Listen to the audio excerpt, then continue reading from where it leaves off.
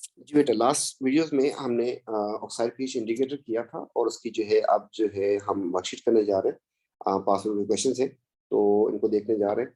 तो इसमें कह रहा है कि which of the following oxide dissolve in water to form acidic solution. Acidic solution बनाएगा आपके पास एसिडिक ऑक्साइड कौन से होते हैं? Non metal oxide, non metal के ऑक्साइड। ये तो मेटल है, काट दे। ये आपके पास है नॉन मेटल ऑक्साइड, ये भी मेटल है, काट दे इसको। ये नॉन मेटल है। तो आपको बताया था कि ये तो डिसॉल्व भी नहीं होता ना, इसने बोला कि डिसॉल्व भी होना चाहिए, तो सैंड तो डिसॉल्व नहीं होगी, तो B is the correct answer. फिर कहा कि oxide of metal found to react with hydrochloric acid, acid से रिएक्शन कर रहा है, एंड सोडियम हाइड्रोक्साइड मतलब बेस से भी रिएक्शन कर रहा है। देखिए, एसिड से भी रिएक्शन कर रहा है, बेस से भी कर रहा है, तो वो कौन होते हैं? उनका नाम है एम्फोटेरिक ऑक्साइड।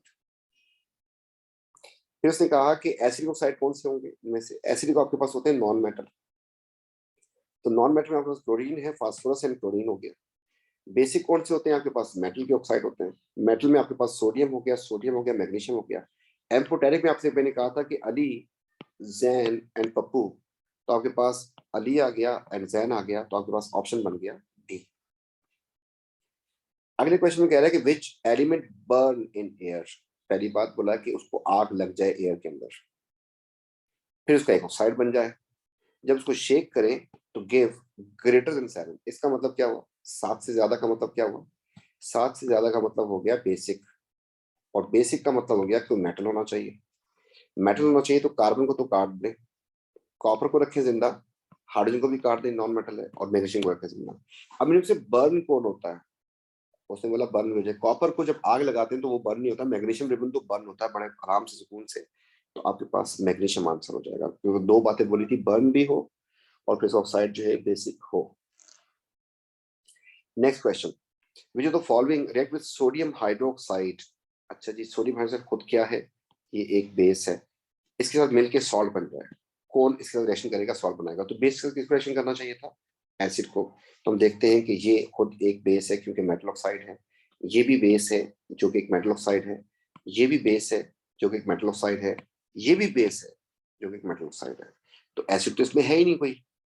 अब हम जाएंगे फिर एक और कंडीशन हो सकती है, दैट इज कि बेस जो है अगर एसिड ना हो, एसिड की जगह पे एक ऐसी चीज है जो दोनों से रिएक्शन कर जाती है, दैट इज एम्फोटेरिक। तो इसमें से एम्फोटेरिक तो नहीं है, तो एम्फोटेरिक होता है रिजैन पप्पू। तो आपके पास जैन आ गया, इसका मतलब ये एम्फोटेरिक है जो बेस रिएक्शन करके सॉल्ट बना सकता है। तो आपके पास D will be the correct answer. The sample of air bubble into pure water, the pH slowly change to 6 to 7।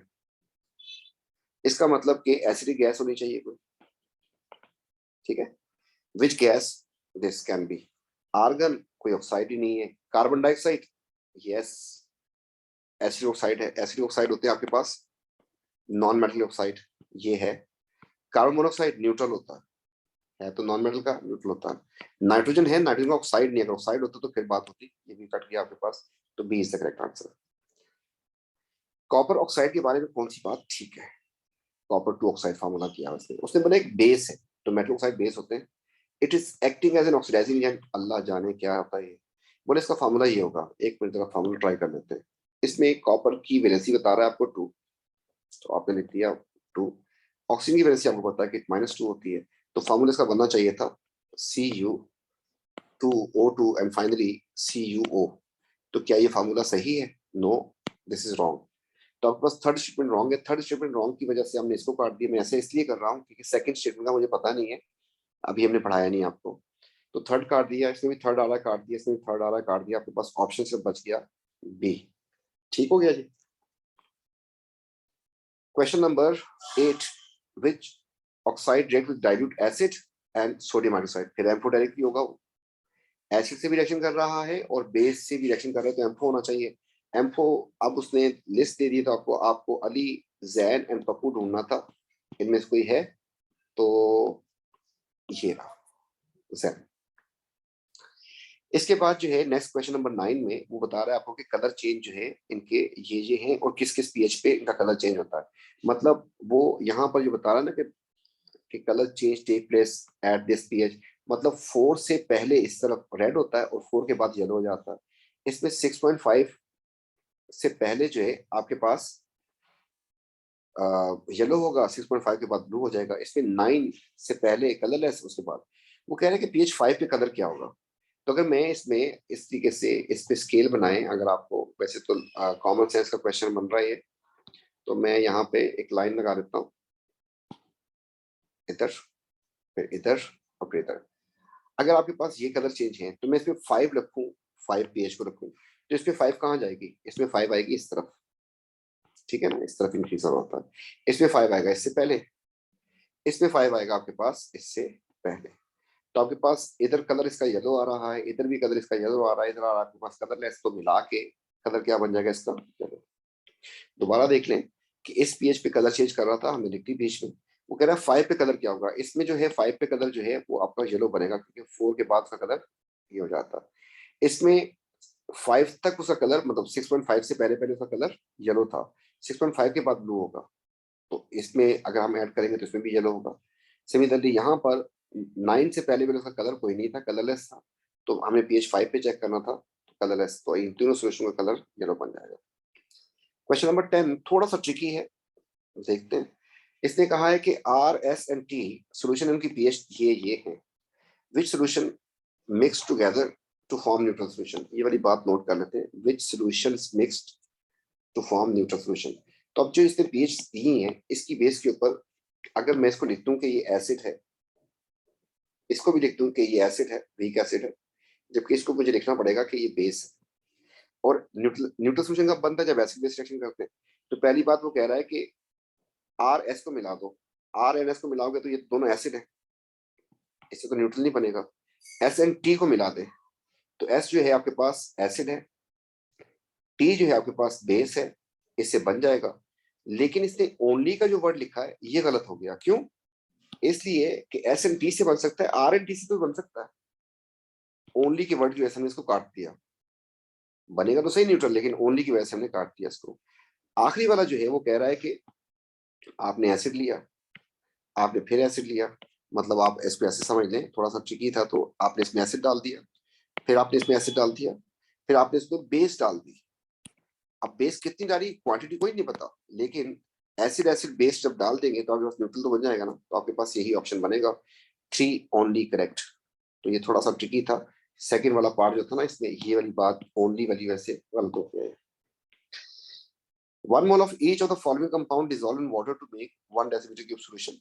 अच्छी बात है जी। Which of the following solution have lowest pH? Lowest pH का मतलब हो गया एसिड होना चाहिए, acid भी होना चाहिए, तो कौन सा होना चाहिए, स्ट्रॉन्ग एसिड होना चाहिए। तो इनमें से स्ट्रॉन्ग एसिड आपको मैंने मार्क करवाया था, ये तो बेस है, छोड़ दे इसको। ये वीक एसिड है, इसको भी छोड़ दें। ये सोडियम एसिड है, ये स्ट्रॉन्ग बेस है, और हमें स्ट्रॉन्ग क्या चाहिए, एसिड चाहिए, ये स्ट्रॉन्ग एसिड हो गया हमारे पास। नेक्स्ट क्वेश्चन जो है 12, इसमें कह रहा है कि which of the following compound dissolve in water to give pH greater than 7। 7 से ज्यादा हो मतलब बेसिक हो। अच्छा, बेसिक के साथ उसने एक और चीज लिख दी है डिसॉल्व, इसका मतलब एल्कली होनी चाहिए। एल्कली आपको पता है कौन कौन सी होती है, ग्रुप 1 एंड ग्रुप 2 वाले। तो आपके पास ये तो पानी में डिसॉल्व भी नहीं होगा, ये भी छोड़ दें, ये भी छोड़ दें, तो आपके पास एल्कली ये बन रही है। नेक्स्ट क्वेश्चन जो है वो आपको बता रहा है कि यहाँ पर कलर चेंज जो है उसकी क्या क्या रेंज है, वो बताइए उसने, कि तकरीबन 1 तक कलर कुछ और है, फिर 1 से 3 तक कलर कुछ और है, और उसके बाद जो है कलर कुछ और है, जिसको मैं कुछ इस तरीके से मार्क कर देता हूँ कि यहाँ पर इसका कलर जो है लेट से येलो है, यहाँ पे इसका कलर समझ लें आपके पास ये है, और उसके बाद जो है इसका कलर आपके पास चेंज हो जाता है यहाँ से, और ये कलर बन जाता है। वो कह रहा है कि डिस्टिंग्विश करना है इससे, इस इंडिकेटर से किसको डिस्टिंग्विश कर सकते हैं। तो पहला कह रहा है कि सोडियम हाइड्रोक्साइड है and sodium chloride. Sodium chloride आपको पता है कहाँ पे आएगा, 7 पे आएगा, एंड सोडियम हाइड्रोक्साइड कहाँ पे आएगा, 13 14 पे आएगा। इन दोनों में तो इसका कलर यही वाला रहेगा ना, एक ही कलर रहेगा, तो ये तो नहीं हो सकते। दूसरे वाले पे चलते हैं, हाइड्रोजन क्लोराइड, ये आपको पता है कि जाएगा पीएच 1 2 पे, and carbon dioxide, carbon dioxide जाएगी आपके पास 6.5 पे यहाँ पर। तो इस वक्त कलर इसका कुछ और है, इसका कलर कुछ और है, तो ये बी आंसर हो गया। अगले वाले पार्ट को देखते हैं अगर हम, तो कलर चेंज कर लेते हैं। अमोनिया बोला है, अमोनिया पीएच 10 पे चला जाएगा। सोडियम हाइड्रोक्साइड बोला है तो उसका कलर यहाँ पे जाएगा, तो ये भी नहीं हो सकता। And the last one is aqua solution of sodium chloride. Water, अच्छा सॉरी, तो एक उसने बोला है वाटर, वाटर की पीएच होती है 7, यहाँ पे आएगा।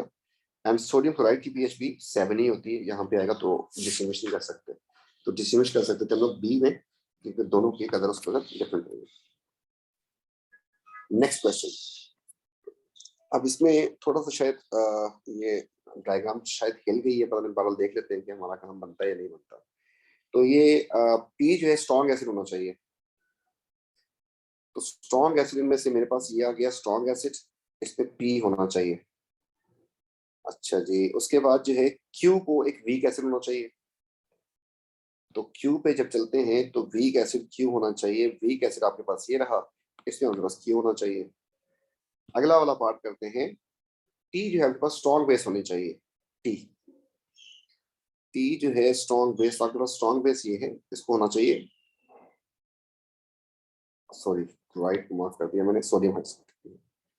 तो टी जो है आपके पास स्ट्रॉन्ग बेस, तो टी ये हो गया, ये हो गया, तो आपके पास ऑप्शन बन रहा है मेरे ख्याल में सी से, ये वाली जो है वीक बेस होनी चाहिए एस, तो अमोनिया जो है ये ऐसा हो जाएगा, तो आपके पास, और सोडियम क्लोराइड रखा है तो इसका मतलब ये 7 यहाँ से इधर आना चाहिए था, तो इस वजह से, वरना जो है आपके पास देखेंगे कोई और ऑप्शन बन नहीं रहा, तो B is the correct answer. 7 को यहाँ पे रखना होगा, ताकि आपका जो है सोडियम क्लोराइड जो है वो आर बन जाए। तो थोड़ी सी डायग्राम को मैंने पहले बताया था कि कुछ नेक्स्ट क्वेश्चन जो है आपके पास वो आ रहा है कि दो इंडिकेटर से मिथाइल ऑरेंज है और मिथाइल रेड है, कलर आपको बताती है उसने। द टेबल शो 4 सॉल्यूशन जिसकी पीएच 2, 3, 4, 5 एंड 6 है। येलो किस वक्त होगा, अच्छी बात है, येलो किस वक्त होगा, येलो इधर ही होगा। इसमें आपके पास तकरीबन 5.8 के बाद